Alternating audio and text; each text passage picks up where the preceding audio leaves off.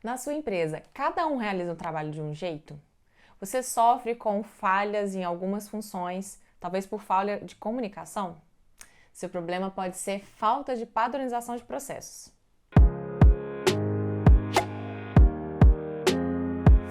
Meu nome é Samara Paiva, sócia fundadora da Alavanca Consultoria. Por aqui, muito conteúdo de gestão, inovação e empreendedorismo.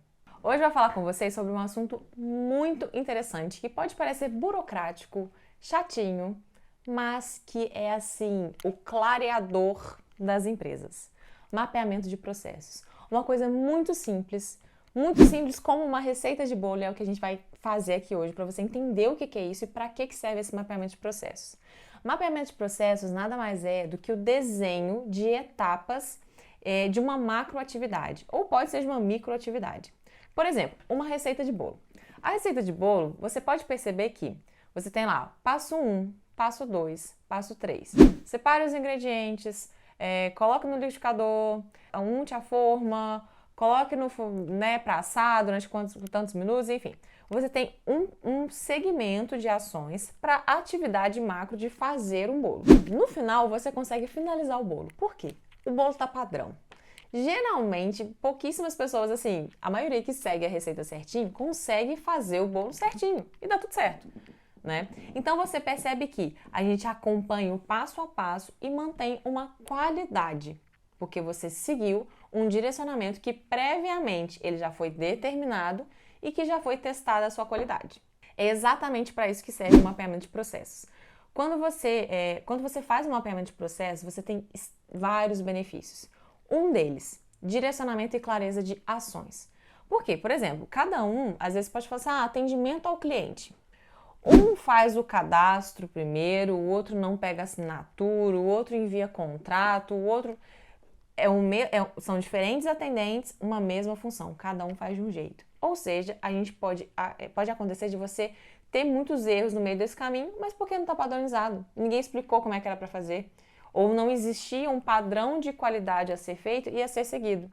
Além do alinhamento de atividades e clareza, tanto para você direcionar os colaboradores que já estão na sua empresa, quanto novos colaboradores. Eles já entram seguindo um padrão que a empresa estabeleceu como padrão de qualidade. Mais do que isso, você pode falar assim, mas a gente não sabe se isso é uma qualidade ou se não é. Claro que todos os processos eles podem ter melhorias.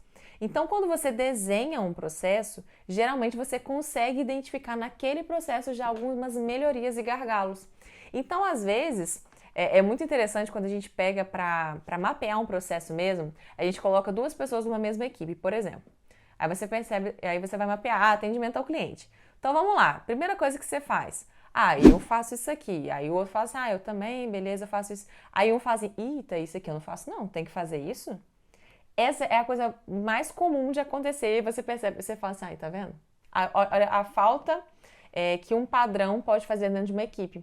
Porque às vezes um não sabia que tinha que fazer aquilo. E aí simplesmente ele não fez. Ou você percebe um gargalo, né? Que é também às vezes um processo que é repetitivo demais, né? Então a gente percebe, quando a gente está numa linha de produção, dando um exemplo assim para vocês. Um processo simplesmente vocês podem mapear desenhando caixinhas mesmo. Caixinhas onde a gente tem a etapa 1, 2, 3. Simplesmente assim. Então, cada caixinha é interessante que ele fique visual também, né? A gente chama isso aqui de fluxograma. É um fluxo mesmo das atividades, de onde você vai passar para fazer com que você conclua essa tarefa. É muito interessante que dentro desses fluxogramas, às vezes a gente pode estar falando de uma empresa que atende com serviços. Né? Como eu falei, atendimento ao cliente. É uma forma de serviço, não é um produto, né? Um produto, uma linha de produção.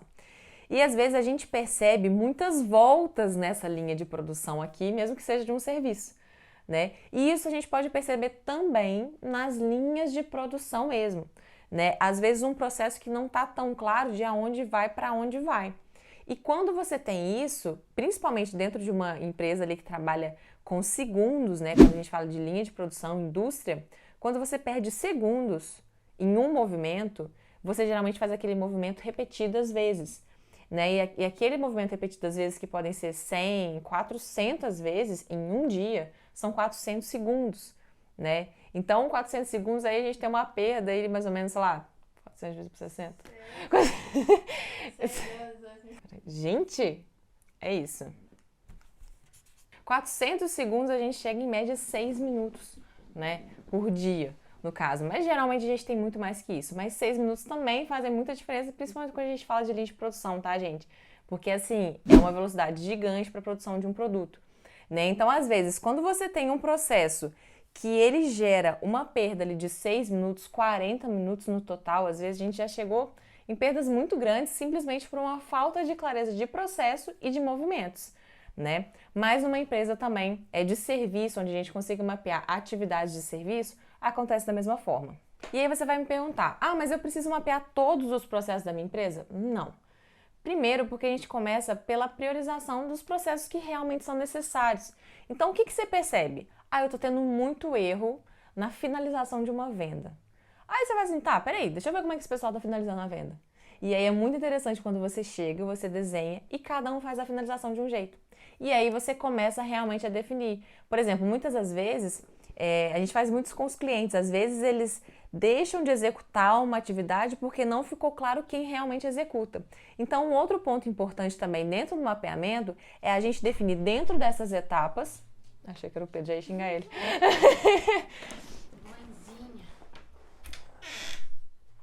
É importante que a gente defina dentro dessas etapas também os responsáveis, né? Então, muitas das vezes você pode colocar como responsável o cargo em si, porque pode ser que você tenha até rotatividade de pessoas, né? Alguém sai e tal.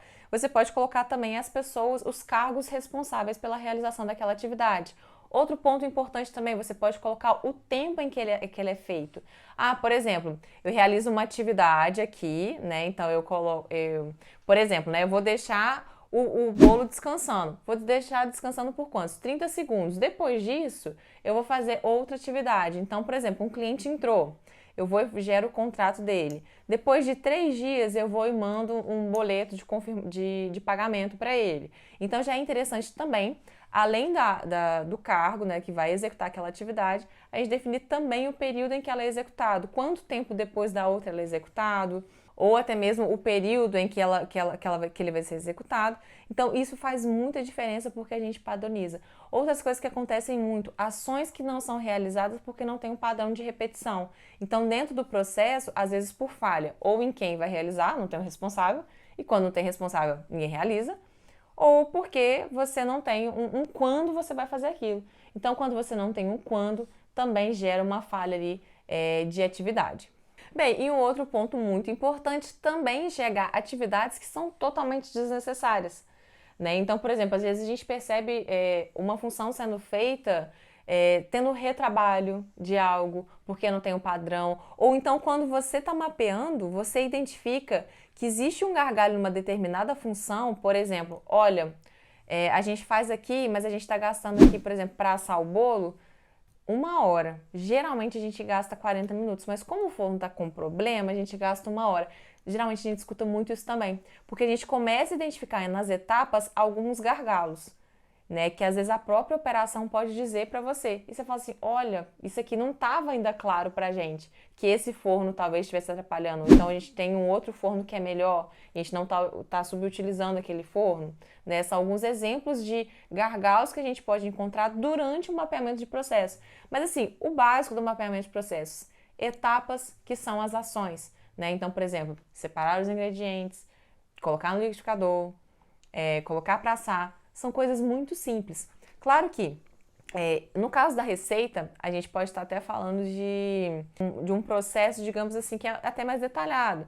Mas a gente tem processos que são mais macros, que a gente pode colocar etapas maiores, e dentro daquelas etapas eu tenho subprocessos, que, por exemplo, vamos supor assim, no nível extremo da definição da receita do bolo. Separar os ingredientes. Dentro de separar os ingredientes, eu tenho separar a cenoura, separar a farinha, separar o óleo, medir a quantidade de açúcar. Então, eu posso ter outras subtarefas dentro de um mesmo processo. Vai depender um pouquinho dos detalhes. Então, se você percebe que você gasta muito tempo na etapa de preparação da massa, você fala assim, peraí, deixa eu ver como é que esse povo está preparando a massa.